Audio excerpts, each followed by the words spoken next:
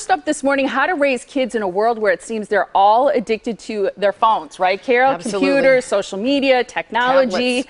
We can't monitor them 24/7, but it is important to know when screen time is too much. Dr. Melissa Westendorf wrote this book, and it's called Unplug, Raising Kids in a Technology-Addicted World. And she joins us now. Hi. Hi. Nice to have you here this Great to see morning. you. This is an important topic. I actually was fascinated because, you know, as an educator, we just see this wave of kids coming into college classrooms now who expect to have a screen in front of them. Yes.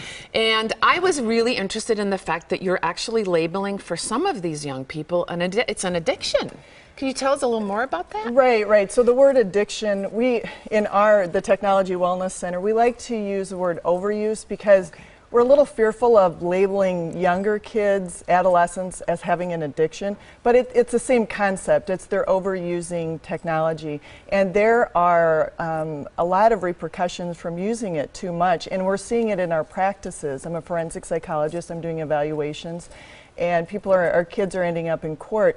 So we see a lot of interpersonal difficulties, we see emotional problems, we see some behavioral and physical problems. Yeah, I want to talk about that because I'm sure there are a lot of challenges that you see or problems that you see as a result of kids who overuse technology. What are some of the early signs or some of the maybe more important or critical signs that you see that there's a problem?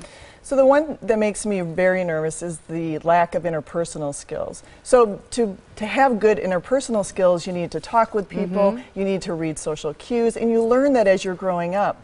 Unfortunately, if you're on a screen, you are not learning those cues. You're not involved with other kids. So we have kids in our practices that have been using technology from a younger age. Those are their interactions. And then once they become adolescents and they're in high school, they don't know how to interact with other kids. They don't know how to read those social cues. And so then it's a vicious cycle, right? Because they are unsuccessful in school, then they go back to, I'm just going to go back to the computer where I feel more comfortable and I can talk with online people, but I'm not getting the same kind of interaction. And there's even brain research that comes out of China because they view this problem as a public health emergency. Wow. And so they're doing MRI scans on heavy users of technology. This would be 3 or more hours. And parts of the brain responsible for interpersonal skills is undeveloped.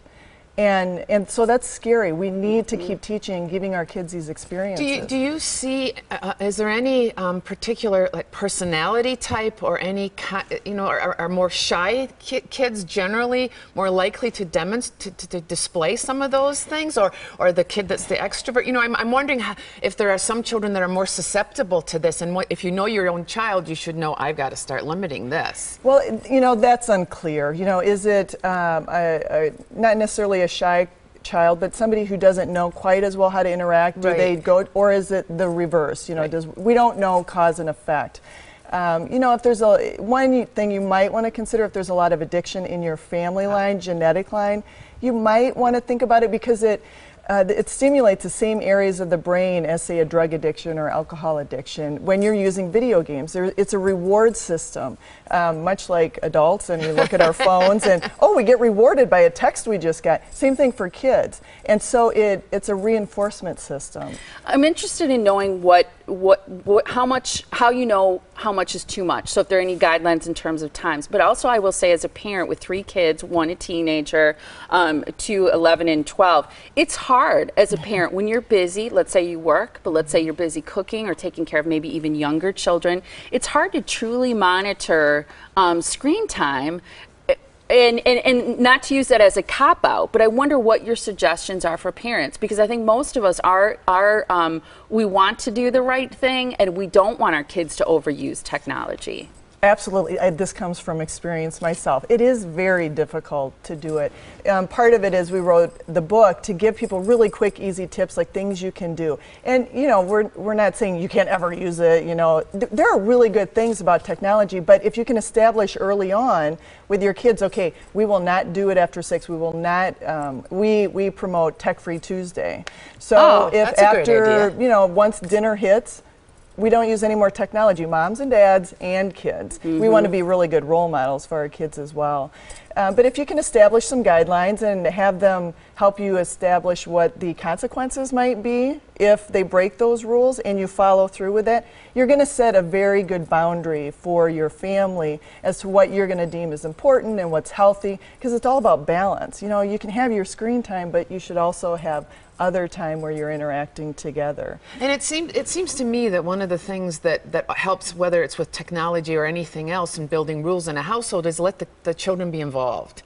You know, so maybe have them help. We need to figure out how we're not on our screens all the time. What are some good things that we can do that makes us all, you know, talk to each other a little more? Yes, absolutely. I mean, certainly for younger kids, we have to set those guidelines for them. But as they get older, certainly we can help set the guidelines with them. Now, they're always going to want more, right? I mean, there was a big survey research that was done, and kids who had no rules use screen time so much more than kids who had rules, which is sort of intuitive, but what it says to me is that kids won't monitor themselves. Right. We have to do that for them. And that's a great point.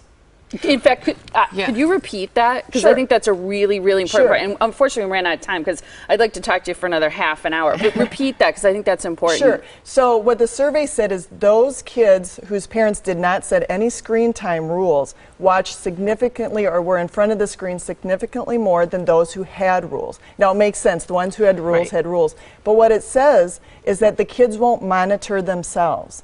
They have to be given those rules. They can't do it. It's too addicting, right? It's too addicting.